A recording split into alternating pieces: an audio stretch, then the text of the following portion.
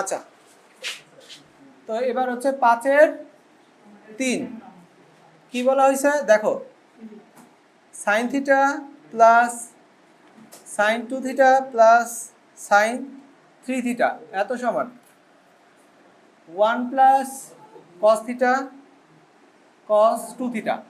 আচ্ছা, এই অঙ্কটা একটু বিশেষভাবে গুরুত্বপূর্ণ কিছু কারণে। দেখো, প্রথমে আমরা যোগ বিয়োগ করবো, এটা তো শিওর যোগ বিয়োগের ফরম্যাট আছে, কোনো পাওয়ার নাই, বেশি পাওয়ার নাই, এক পাওয়ার আছে সব, আর সাইন কজ আছে, তাহলে তো যোগ বিয়োগের সূত্র হবে।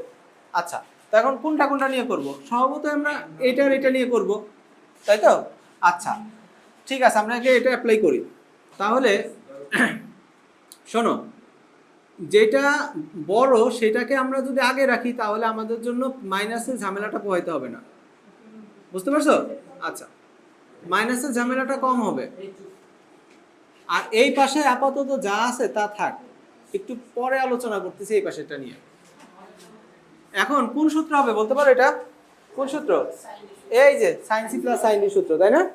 আচ্ছা ঠিক আছে, তাহলে 2, এই কথা বলো না, 2 sin c plus d divided by 2 আর হচ্ছে cos c minus d divided by 2। আচ্ছা গেল, আর প্লাস sin 2 থিটা থাক। এর এই পাশে থাকতেছে 1 plus cos theta cos 2 theta. আচ্ছা, এখানে 2 sin, এখানে কত হচ্ছে? এখানে কত হয়? 2 থিটা cos, এখানে কত হয়? এখানে শুধু থিটা হয়। আর এখানে sin 2 থিটা, আর এই পাশে যা আছে তা থাক। আমরা শুধুমাত্র অঙ্কটা ধরছি এই রাইট সাইডের কারণে, রাইট সাইডে কি করব সেটা দেখানোর জন্য।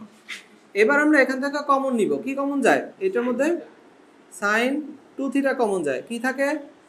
2 cos থিটা প্লাস 1। ঠিক আছে, এই যে যে ফরম্যাটটা আসলো রাইট সাইডে আমাদের এইরকম একটা ফরম্যাট লাগবে। আমরা চাইলে এখানে সিডি সূত্র করতে পারতাম, কিন্তু সমস্যা যেখানে হইতো দুই পাশ থেকে কোনো কিছু কমন পাইতাম না, তো তখন অঙ্কটা ব্লক হয়ে যেত, আর সামনে রাস্তা থাকতো না। কারণ আমাদের কমন যেতে হবে, সামথিং ইন্টু সামথিং ইকুয়াল 0 হইতে হবে। ওইটা না আসলে তো সমাধান হয় না, হয় প্রত্যেক অঙ্ক কিন্তু এরকম আসতে হয়। তো এই কারণে আমরা কিন্তু এটাকে ওয়েট করাইছি। এখানেও দেখলে মনে হয় যোগের সূত্র করে দিই, আসলে লাভ হবে না। তো তার পরিবর্তে আমরা কি সূত্র করব? দেখো, এই যে সূত্রটা, আমি এখানে সূত্রটা লিখতেছি 4 নম্বর দিয়ে, 1 প্লাস cos 2 থিটা। সূত্র কি জানো? 2 cos স্কয়ার থিটা। আমরা এই 1 নিচ্ছি আর এই cos 2 থিটা নিচ্ছি, এই দুটো যোগ করে আমরা সূত্র লিখতেছি। তাহলে কি হয়? 2 cos স্কয়ার থিটা। শুধুমাত্র এই কাজটুকু করার জন্য আমি অঙ্কটা ধরলাম। এখন আমরা যদি এইখান থেকে cos থিটা কমন নেই তাহলে কি হয়? 2 cos থিটা প্লাস 1, এই যে মিলে গেছে। বুঝতে পারছো আমি কেন নিছি অঙ্কটা? এই জায়গায় আসে আটকে যেটা। এবার আমরা দুইটা এক পাশে নিয়ে দিচ্ছি, sin 2 থিটা আর আচ্ছা 2 cos theta plus 1 minus cos theta 2 cos theta plus 1। আচ্ছা, এই অংশ আমরা কমন নিতে পারি, কি হয়? 2 cos থিটা প্লাস 1 কমন নিলাম, এখানে sin 2 theta minus cos theta এত ইকুয়াল 0। আচ্ছা, এরপরে দেখো, কথা বলো না, এখানে 2 cos থিটা প্লাস 1 এত সমান কত? 0। আর এইখানে আমরা এখানে তো আলাদা সেক্টর হইলই, sin 2 থিটার সূত্র আছে না? হ্যাঁ, sin 2 থিটার সূত্র কি?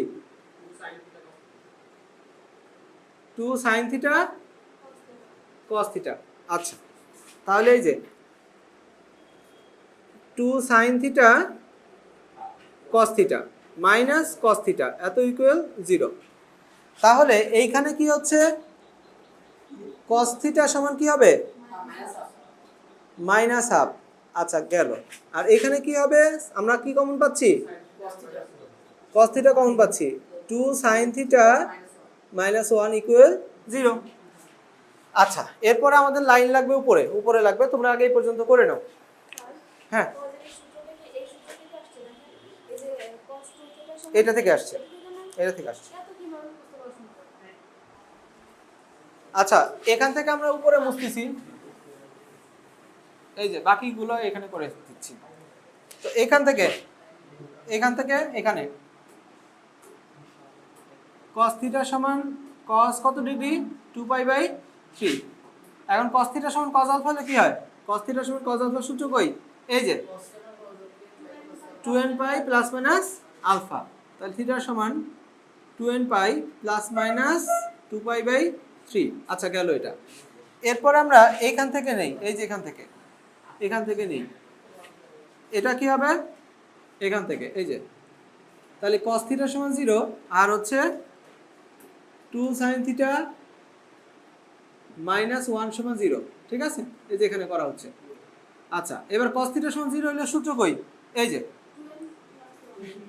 থিটা সমান হলো 2n প্লাস 1 π/2 গেল। আর এইখানে এখনো কি হবে? sin থিটা সমান কত? এটা হাফ। sin কত ডিগ্রি মান হাফ? sin π/6। এখন sin থিটা সমান sin আলফা এর সূত্র আছে না? এই যে বাহ, সবই বোর্ডে লেখা আছে। থিটা সমান n pi plus minus 1 to the power n এত ইনটু আলফা। আর এখানে n ইজ ইন z দিতেই হবে, মনে না থাকলে সমস্যা। হ্যাঁ, তাহলে অঙ্ক করো আর না করো ওইটা আগে লিখো, শুধু n ইজ ইন z।